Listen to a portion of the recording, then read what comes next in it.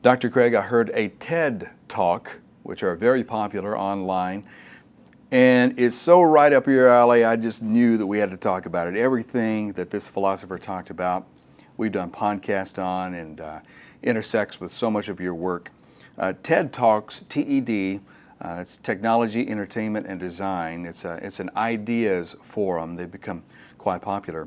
We're going to listen to one today from philosopher Jim Holt, who writes for New Yorker, New York Times, writes about science and philosophy. And you'll love this. Why is there something rather than nothing? Who was it that originally said that? Well, that was Leibniz's question. He said it's the most fundamental question and the very first question which should be asked. Why is there something rather than nothing? That is to say, why does anything at all exist? I could have sworn it was my uncle that first asked that question because he used to ask that. But Leibniz is the one who made it famous. In fact, Jim Holt calls this the sublime question of all. Let's listen to some audio and interact. Why does the universe exist? Why is there a world? Okay, all right. This is a cosmic mystery. Be solemn. Why is there a world? Why are we in it? Why is there something rather than nothing at all? I mean, this is the super ultimate why question. So I'm going to talk about the mystery of existence, the puzzle of existence, where we are now in addressing it, and why you should care. And I hope you do care. The philosopher Arthur Schopenhauer said that those who don't wonder about the contingency of their existence, of the contingency of the world's existence, are mentally deficient. All right, that's a little harsh, but still. So this has been called the most sublime and awesome mystery, the deepest and most far-reaching question man can pose. It's obsessed great thinkers. Ludwig Wittgenstein, perhaps the greatest philosopher of the 20th century, was astonished that there should be a world at all. He wrote in his Tractatus, Proposition 4.66, it is not how things are in the world that is the mystical, it's that the world exists. He's off with a bang there, but did you hear the audience's reaction that when he introduced his topic, they began to laugh? Because it's such a big question, and what is he supposed to give the answer now at the TED conference, Yeah. Makes me wonder what went before, whether or not there was something that had prejudiced them about asking a question. How much grease is on French fries? I don't know, because now he's really going to the sublime question. Anybody, after hearing him quote those philosophers, has got to care and say, this is not a question that you can bypass. Yeah. And if you don't like taking your epigrams from a philosopher, try a scientist. John Archibald Wheeler, one of the great physicists of the 20th century, the teacher of Richard Feynman, the coiner of the term black hole. He said, I want to know, how come the quantum? How come the universe? How come existence? And my friend Martin Amis, by the way, I'll be doing a lot of name dropping in this talk, so to get used to it. My dear friend Martin Amis once said that we're about 5 Einsteins away from answering the mystery of where the universe came from. And I no doubt there are 5 Einsteins in the audience tonight. Any Einsteins? Show of hands? No Einstein. Okay. So this question, why is there something rather than nothing? This sublime question was posed rather late in intellectual history. It was towards the end of the 17th century. The philosopher Leibniz, who asked it, very smart guy Leibniz, was invented the calculus independently of Isaac Newton at about the same time. But for Leibniz, who asked, why is there something rather than nothing, this was not a great mystery. He either was or pretended to be an Orthodox Christian in his metaphysical outlook. And he said, it's obvious why the world exists, because God created it. And God created indeed out of nothing at all. That's how powerful God is. He doesn't need any pre-existing materials to fashion a world out of. He can make it out of sheer nothingness, creation ex nihilo. And by the way, this is what most Americans today believe. There's no...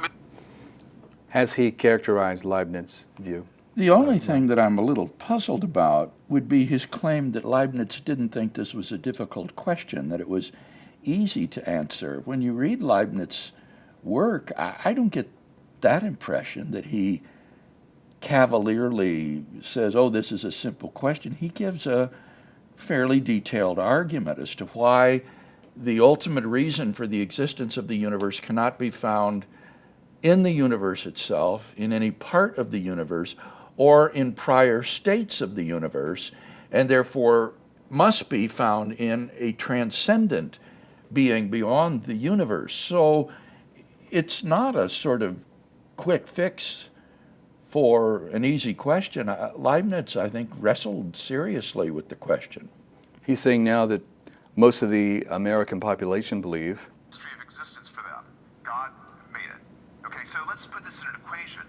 I don't have any slides, so I'm going to mime my visuals. So use your imaginations. So it's God plus nothing equals the world. Okay? Now, that's the equation. And so maybe you don't believe in God. Maybe you're a scientific atheist or an unscientific atheist, and you don't believe in God, and you're not happy with it. By the way, even if we have this equation, God plus nothing equals the world, there's already a problem. Why does God exist? You know, God doesn't exist by logic alone unless you believe the ontological argument. I hope you don't, because it's not a good argument. Whoops. Yeah, now, when he says God doesn't exist by logic alone, we need to distinguish between strict logical possibility and what philosophers call broad logical possibility. There's no strict logical impossibility in saying that there is an unmarried bachelor. Those aren't strictly contradictory, but it is broadly logically impossible to say that there's a married bachelor. Or to give a different example, to say that the prime minister is a prime number involves no logical contradiction, but it's nevertheless broadly logically impossible, that is to say, capable of being actual. So those who believe that God is the explanation of the contingent universe would admit that the proposition, God does not exist, does not contain a logical contradiction.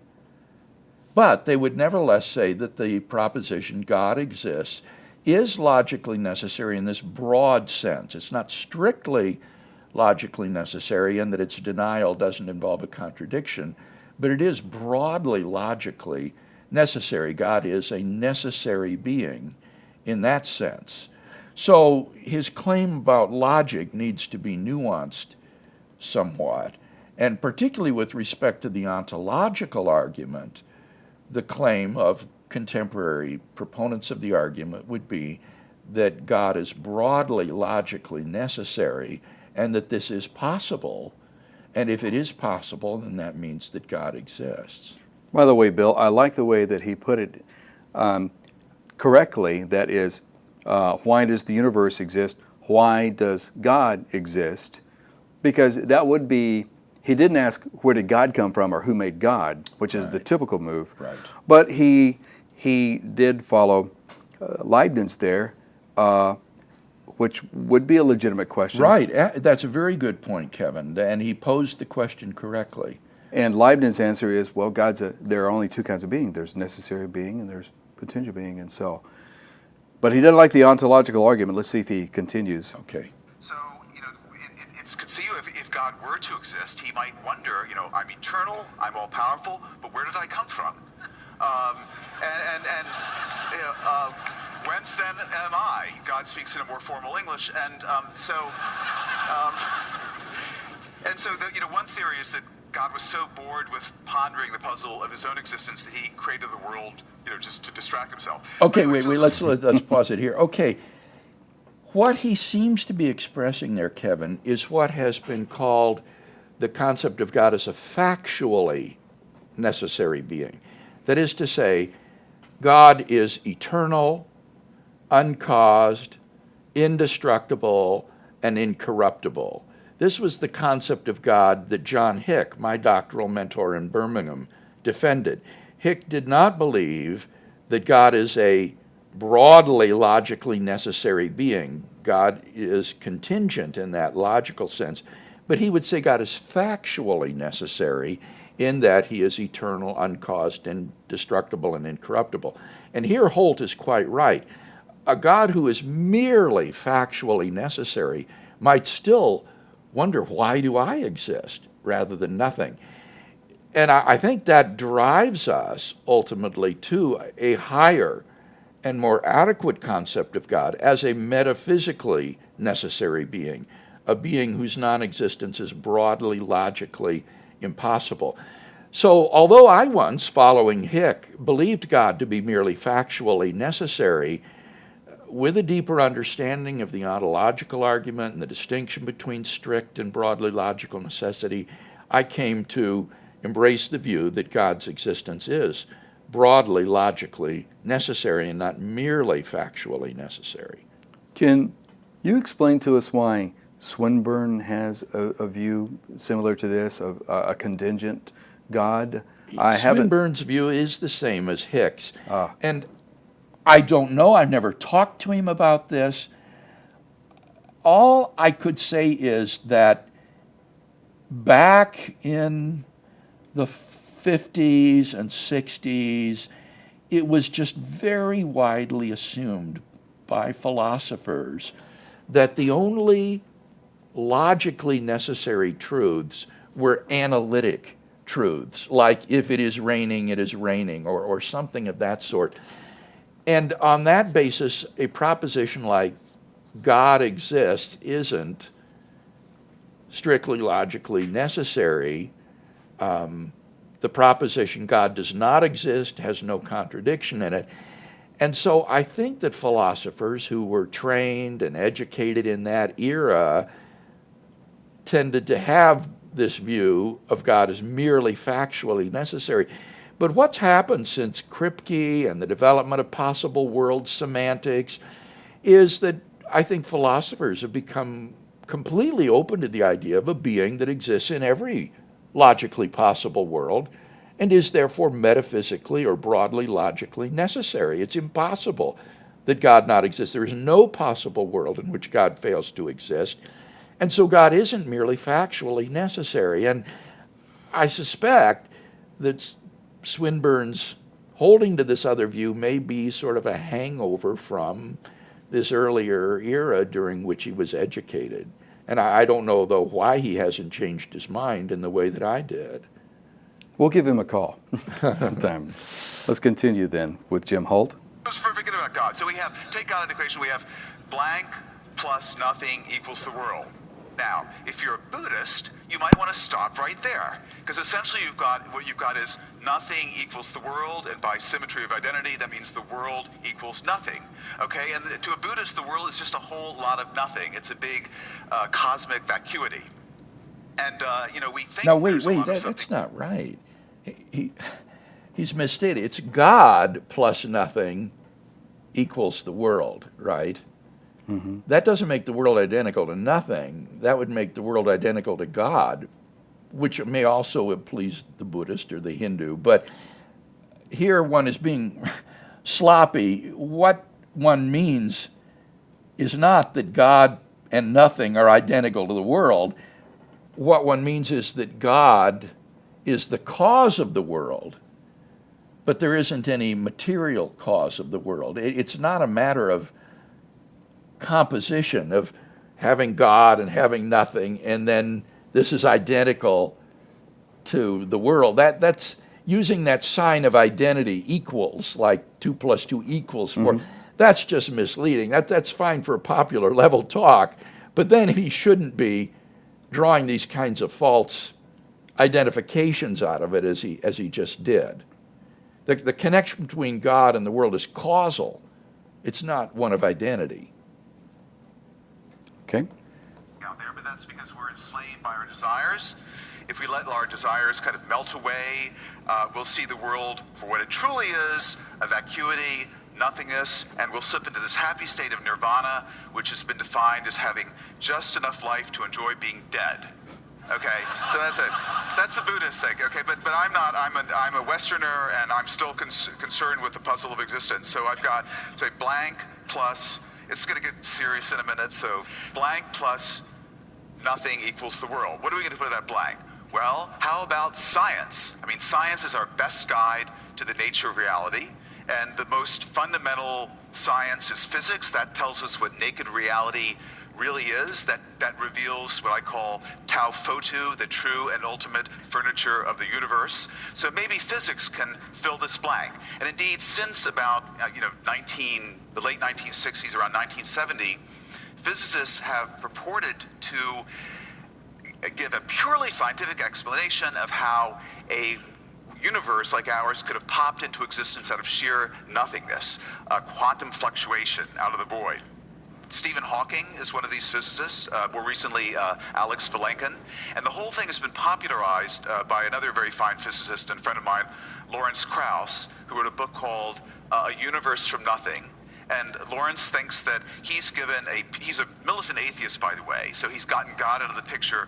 The laws of quantum field theory, the state-of-the-art physics, can show how out of sheer nothingness, no space, no time, no matter, nothing, a little nugget of false vacuum can fluctuate into existence, and then by the miracle of inflation, blow up into this huge and variegated cosmos we see around us. Okay. The nugget theory there, he does at this point rehearse some of the scientists and physicists who would hold this possibility of nothing. We've interacted a lot with that, Bill, on misdefinition of nothingness. Yeah. Anything there that... The only thing I would add is when people like Krauss say there was no space and time, it's important to understand that they are talking about space and time as defined by classical or non-quantum theories of physics. It's not what I think the philosopher or the ordinary person would mean by space and time. And this can be seen very evidently in the fact that this quantum era is supposed to be temporally prior to the classical universe. And yet, if there's no time, that's impossible. So I think that what they're saying is that the time and space that is defined in classical physics didn't exist then. But there was a then, and it was temporally prior to what we now experience. And there clearly was a place because this quantum vacuum is extended. It has breadth and length and so forth. So in the philosophical sense, this is a spatio-temporal reality, even if it isn't according to the current conceptions of space and time as defined in classical physical theory. Okay, this is a really, it's an ingenious scenario. It's very speculative. It's fascinating, but I've got a big problem with it. And the problem is this. It's a pseudo-religious point of view. Now, Lawrence thinks he's an atheist, but he's still enthralled to a religious worldview. He sees physical laws as being like divine commands. You know, the laws of quantum field theory for him are like fiat lux, let there be light. The laws have some sort of ontological power or cloud that they can inform the abyss that it's pregnant with being. They can call a world into existence out of nothing. But that's a very primitive view of what a physical law is, right? We know that physical laws are actually generalized descriptions of patterns and regularities in the world. They don't exist outside the world. They don't have any ontic cloud of their own. They can't call a world into existence out of nothingness. Boy, Lawrence that's is... what we're talking about. Yeah. Really takes Lawrence to task there, right, for having... Yes, and it's not just Krauss, but I've heard this from other physicists, even those more sympathetic to theism, like Paul Davies, for example, or Hawking as well. They think that the laws of physics have causal powers to make things, whereas Holt says the laws of physics are just generalized statements or propositions. Now, I don't think that... And those don't have causal powers. They don't have causal powers, and that's what I was going to say. Yeah. Holt assumes that they don't exist on their own. But suppose you think that there are these laws that exist as sort of mathematical equations or propositions. If so, then, Kevin, what they are is abstract objects.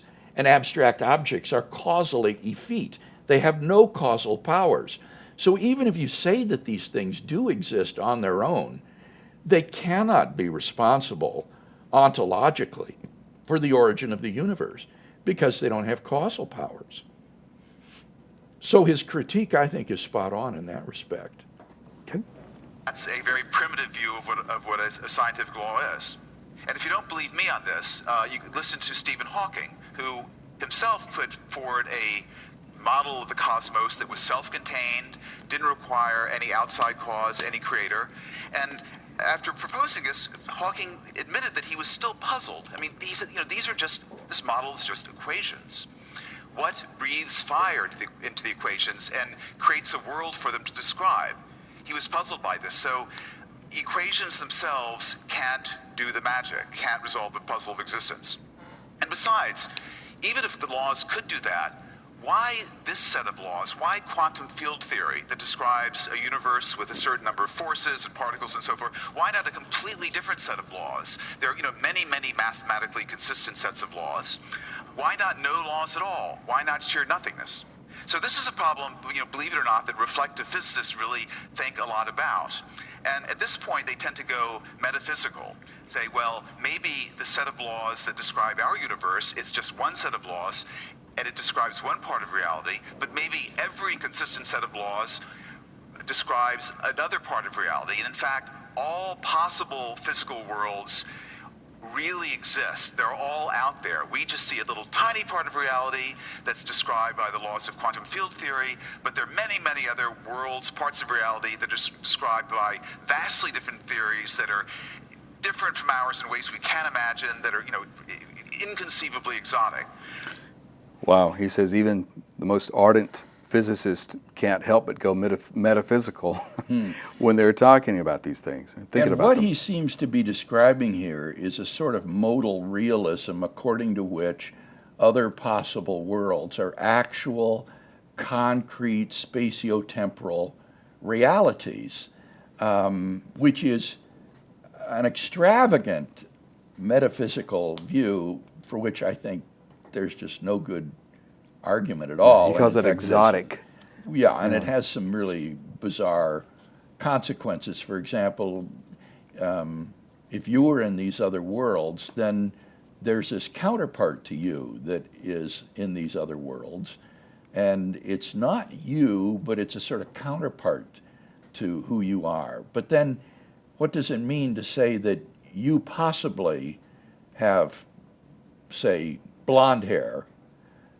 What that would mean is there's a world with a counterpart to you in it that has blonde hair, but that's not you. So it doesn't really seem to be true that you could possibly have had blonde hair. So if at least he's identifying these worlds with possible worlds as an expression of modal notions, then I think it really gets into really bizarre results. He says a little bit later he does not want to live in that kind of a world. Yeah, I'm not suggesting that Holt believes this, but no, he just says that he's acknowledging it, and he says there are reasons why you don't want to live in that world, which I think he will spell in just a moment. It goes not just that your hair is blonde, but that it might be red. No, actually. Steven Weinberg, the father of the standard model of particle physics, has actually flirted with this idea himself, that all possible realities actually exist.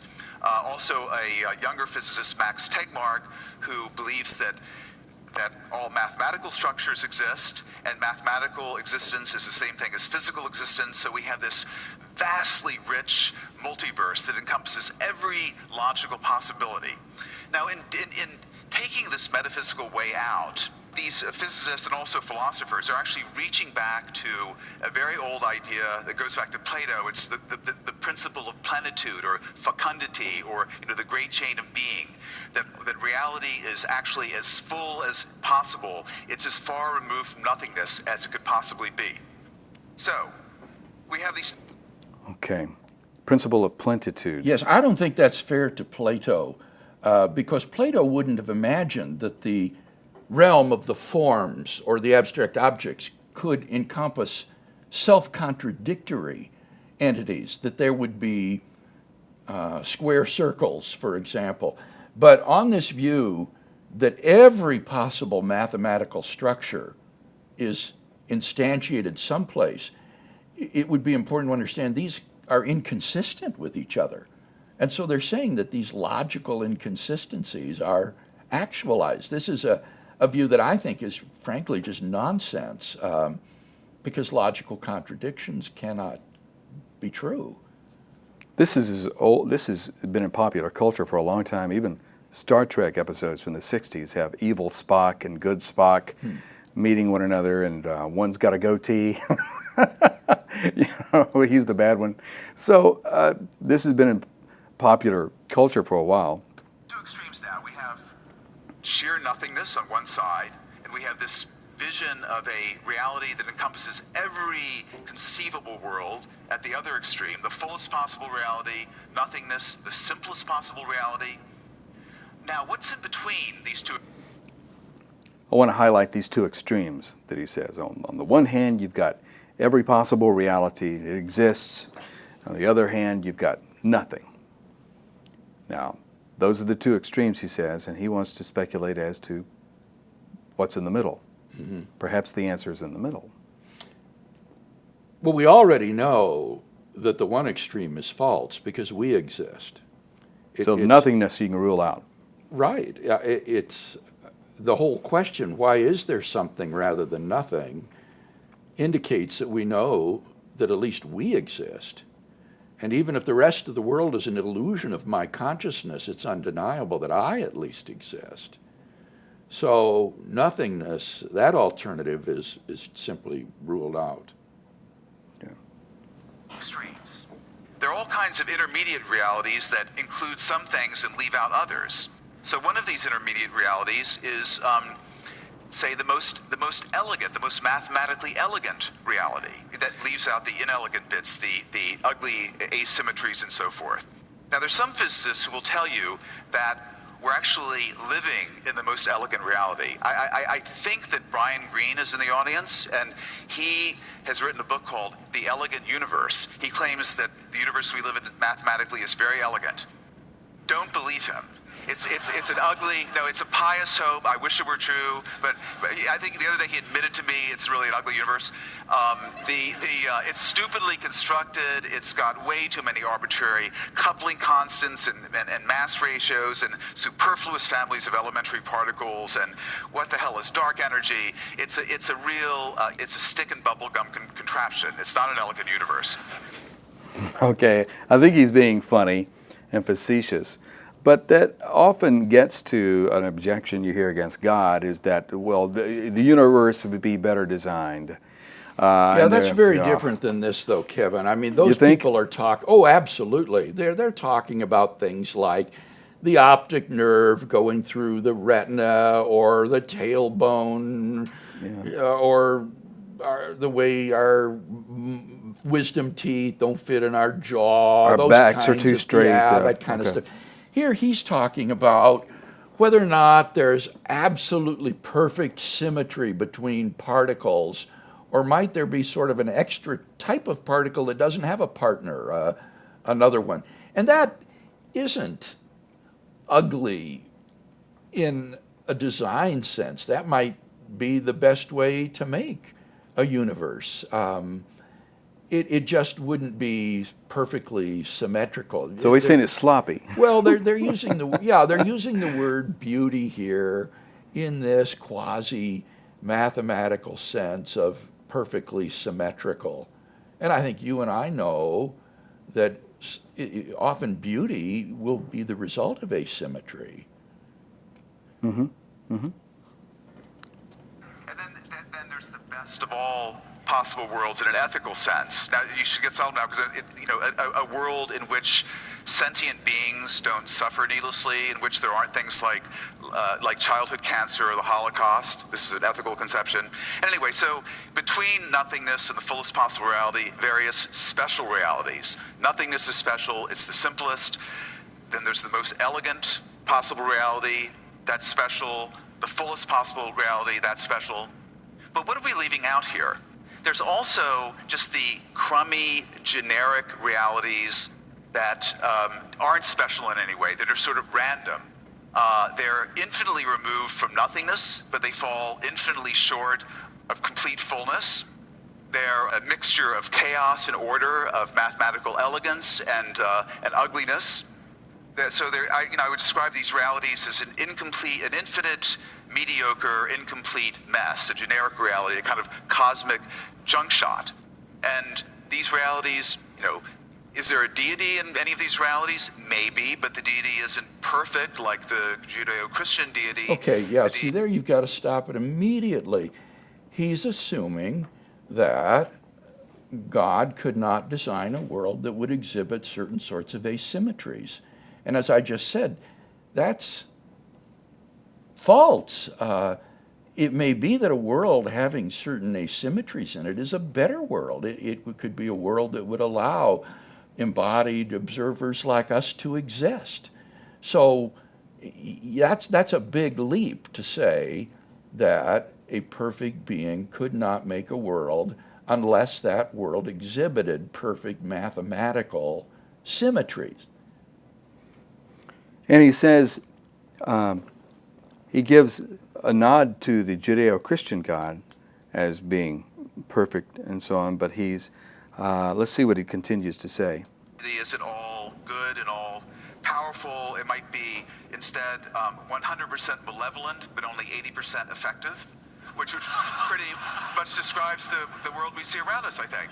So, now some have told me that this is what he actually believes, that, or what he says a lot about God, that God is 100% malevolent and only 80% effective.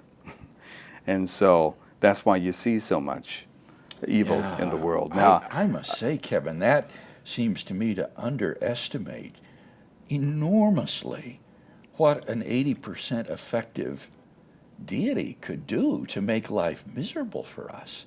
I mean, for most people, life is very good. Otherwise, we'd all commit suicide. But when people go through hard times, they typically look to the future with hope that things will get better. And when you go through bad times, you will often find that some good things come out of it. Life, for most people, is worth living. That's just an undeniable fact of the matter. So if there were a being that were really 100% malevolent, I mean, goodness sake, we have no idea what sort of a torture chamber or something we might be living in, even if he's only 80% effective. So I would like to propose that the resolution to the mystery of existence is that the reality we exist in is one of these generic realities. Now, reality has to turn out some way. It can either turn out to be nothing or everything or something in between. So if it has some special feature, like being really elegant or really full or really simple, like nothingness, that would require an explanation. But if it's just one of these random generic realities, there's no further explanation for it. And indeed, I would say that's the reality we live in. That's what science is telling us. That's what, at the beginning of the week, we got the exciting information that the theory of inflation, which predicts a big, infinite, kind of I'd say you can interrupt it here, or before this point. Here he seems to have lost his way in the argument. He seems to be now somehow morphing into a design argument and thinking that if the world is crummy and unexceptional, that therefore you don't need a deity to explain why it exists. That's just completely lost your way from Leibniz. On Leibniz's view, anything that exists requires an explanation for why it exists rather than nothing. And he admits there are all these possible crummy universes that could exist instead of nothing, right? And one of them does exist. And so Leibniz's question is perfectly appropriate. Why does this crummy universe exist? Why does this mediocre universe exist? Rather than nothing. Yeah. And so he hasn't done anything to address Leibniz's question. He's just avoided it because the universe doesn't exhibit features of elegance and beauty and symmetry. That's a very different argument. That's not Leibniz's argument. And we'll continue with his audio. Reality, it's like a big, frothing champagne coming out of a bottle endlessly, a vast universe, mostly a wasteland with little pockets of charm and order and peace. This has been confirmed, this inflationary scenario, by the observations made by radio telescopes in Antarctica that looked at the signature of the gravitational waves from the just before the Big Bang. I'm sure you all know about this. So anyway, I think there's some evidence that this really is the reality that we're stuck with. All right, let's pause it there. There he's endorsing this inflationary multiverse, that our world is just one bubble of true vacuum in this expanding false vacuum. And that does nothing to answer Leibniz's question as to why something exists rather than nothing. Even why does that sort of multiverse exist rather than nothing? One described by those particular laws rather than different ones. I'm just so amazed that after posing the question so well, he would think that this somehow answers it or circumvents it. Yeah, a universe with this very chaotic but had little pockets of order is just a description, perhaps, of it. And it's based upon these quantum physical laws that he himself said are causally impotent and don't explain anything. And there could be other consistent sets of laws, so why this one? It's just amazing to me. He described the problem so well, and then he adverts to this solution that doesn't even connect with it. Well, the question, why does the world exist? That's the cosmic question. It sort of rhymes with a more intimate question. Why do I exist? Why do you exist? Our existence is really, it would seem to be amazingly improbable because there's something like, there's an enormous number of genetically possible humans. If you can compute it by looking at the number of genes, the number of alleles and so forth, and it's a back of the envelope calculation will tell you there are about 10 to the 10,000th possible humans genetically. That's between a Google and a Googleplex. We've won this amazing cosmic lottery. We're here. So what kind of reality do we want to live in? Do we want to live in a special reality? What if we were living in the most elegant possible reality? Imagine the existential pressure on us to live up to that, to be elegant, not to pull down the tone of it. Or what if we were living in the fullest possible reality? Well, then our existence would be guaranteed because every possible thing exists in that reality, but our choices would be meaningless. If I really struggle morally and agonize and I decide to do the right thing, what difference does it make? Because there are an infinite number of versions of me also doing the right thing and an infinite number doing the wrong thing. So Now that's interesting. Well, that's why he that said he didn't want connects to. with what I talked about, the counterpart. Yeah, the counterparts. Theory. Those aren't you. Those are merely other people that look just like you that are doing those things. And that's why you're not guilty, because one of your counterparts is a Nazi war criminal in these other worlds. It's also why you're not to be morally praised, because one of those other counterparts gives his life to save a drowning child. What you choose to do in this world is morally significant because you are responsible for what you do or fail to do. And what your counterparts do or not is utterly irrelevant to the moral worth of what you do. So I think he's really confused on this point. He would consider all those counterparts to be you as well. You would do A in this world, but you would do B in this world. But that, what, law of identity? Where are we going here, Bill? I mean, well, right, they're not you. I mean, because you are in this world, you're not in that world. You can't have contradictory properties. So these are not you. They're counterparts of you that exist in different spatiotemporal, concrete realities. I was hoping to get out of some of the things that I've done. our choices are meaningless. So we don't want to live in that special reality. And as for the special reality of nothingness, I mean, we wouldn't be having this conversation. So I think living in a generic reality that's mediocre, there are nasty bits and nice bits, and we can make the nice bits bigger and the nasty bits smaller, and that gives us a kind of purpose. in life. You know, the universe is absurd, but we can still construct a purpose, and that's a pretty good one. And the, Wait. I mean, did you hear what he just said?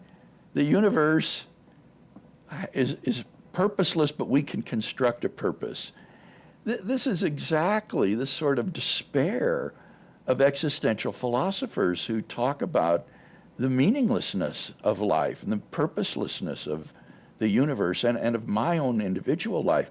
And when he says we can make a purpose, that's just purely subjective. You can invent a purpose for your life, but that it really isn't the reason for which you exist.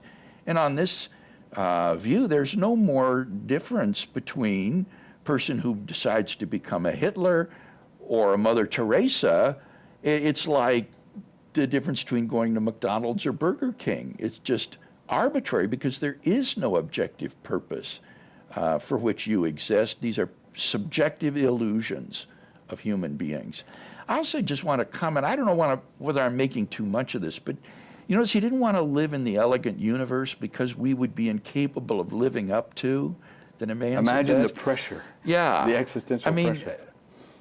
Is there some theological significance to that? Living in a world in which there is a perfect being like God and we can't live up to his demands and so find ourselves sinful and fallen and in need of his forgiveness? Would we rather live, or would Holt rather live perhaps in an atheistic universe where he doesn't have to live up to those kinds of expectations and demands? I don't know, but it's worth asking. That is. And I think he's using this as kind of a literary device, maybe, of saying, I don't want to live in a world that does this, and I don't want to live in a world that does that, because whether you want to live in it or not doesn't make any difference. It'd be what the argument from outrage. It'd be outrageous to live in this, so therefore it must not be true. He's just using it as an illustration. I don't want to live in that universe. Well, maybe neither does anybody else, but that doesn't mean that universe doesn't exist. That's exactly right. What is this argument from where do you want to live supposed to prove? Yeah. One woman once came up to Bertrand Russell, It's funny who to was put it that a way. non-theist, and she said, Professor Russell, on your view, the world must be a terrible place. And he said, Madam, the world is a terrible place, and it's only by coming to that realization that we can come to terms with life. So the universe is under no obligation to conform to our desires of where we want to live. Mediocrity of reality kind of resonates nicely with the mediocrity we all feel in the core of our being. And I know you feel it. I mean, I know you're all special, but you're still kind of secretly mediocre, don't you think? So anyway, Wait, still, why are people applauding at that? Well, This is where it's so different being a theist. well, it's a commentary on our narcissistic society. I know you're all special, but don't you feel there might be some mediocre part of you? Well, but you see, on naturalism, they are all just mediocre. As Dawkins says, just animated chunks of matter that have no meaning or objective purpose or value in life. Yeah. But on theism, every human being is created in the image of God and is therefore of inestimable value, whether it's a great scientist or a mentally retarded child. This person is created in the image of God and therefore of more value than the rest of the material universe put together. Now, I think that speaks to human significance and meaning in life in a wonderful way. That's the kind of universe I would like to live in if you're going to think you can determine what universe is real by your preferences. It's just, silly mystery mongering. You're not astonished at the existence of the universe. You're in good company. Bertrand Russell said, I should say the universe is just there, and that's all. It's just a brute fact. And my professor at Columbia, Sidney Morgenbesser, a great philosophical wag, when I said to him, Professor Morgenbesser, why is there something rather than nothing? And he said, oh, even if there was nothing, you still wouldn't be satisfied. So, Now stop. See, this is just a joke. Yeah. This is not serious. This is a joke. And Russell said that remark in the context of a debate on BBC Radio in, I believe, 1938 with Frederick Copleston, when Copleston was pressing this argument against him, and Russell had no response other than to just say the universe is just there. It's a brute fact? Yeah, he had nothing by way of response to Copleston's argument other than just this dogged insistence that the universe is inexplicable. And that, I think, is enormously implausible. It seems to me that any sort of contingent reality that exists has an explanation for why it exists rather than not, since it would be just as easy for it not to exist. So why is there something rather than nothing? And to think that the universe doesn't require an explanation is terribly unscientific, because that's the whole project of modern cosmology, is to try to find an explanation for the existence of the universe. So I'm not at all persuaded that these kind of one-liners and remarks taken out of context are any sort of adequate response to Leibniz's question. Let's continue and finish his audio. Okay. So you're not astonished, I don't care, but I will tell you, I will tell you something to conclude that I guarantee you will astonish you, because it's astonished all of the brilliant, wonderful people I've met at this TED conference when I've told them, and it's this: never in my life have I had a cell phone. Thank you. And he concludes on that. So I think Jim kind of goes cynical, satirical, and entertaining here, but it certainly did devolve away from the serious question that Leibniz asks. I think it's great to give an entertaining talk that is engaging and that people enjoy listening to, but it needs to be philosophically responsible and not change the subject and then just begin to make empty sorts of assertions or jokes. I would like to see someone who can popularize philosophy in such a way that it's fun to listen to and stimulating and interesting, but people really learn something through it and come to grips with some of these really deep questions about life and the universe. What do you think that he meant by, I have never owned a cell phone? He doesn't have a cell phone, and that's so crazy that, because everybody has a cell phone, that people are astonished that he doesn't own one or carry one. Yeah, okay. I hardly use one myself, but I do have one. If that doesn't astonish you, nothing will, Yeah. kind of thing. Well, I hope that people who are interested in this topic will look at what I've written on this in the book On Guard, in the chapter on Why Is There Anything at All, or in Reasonable Faith, in the chapter on the existence of God, where I look at Leibniz's argument and explore the various ways of answering it and argue that Leibniz actually did have the best answer to the question, namely that there must be a metaphysically necessary being which carries within itself the sufficient reason for its own existence and is the reason for the existence of everything else.